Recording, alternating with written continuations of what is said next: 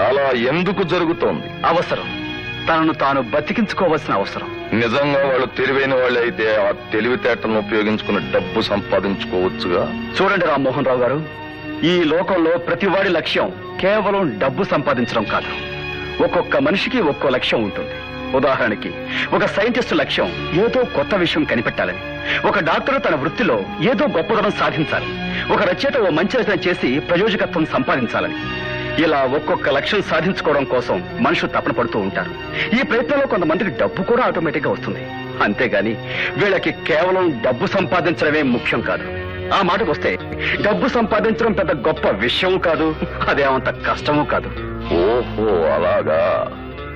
నువ్వు సరిగ్గా గమనించావో లేదో, నా చెవుల్లో పువ్వులేం లేవు నువ్వు చెప్పిందల్లా ఒప్పుకోవడానికి.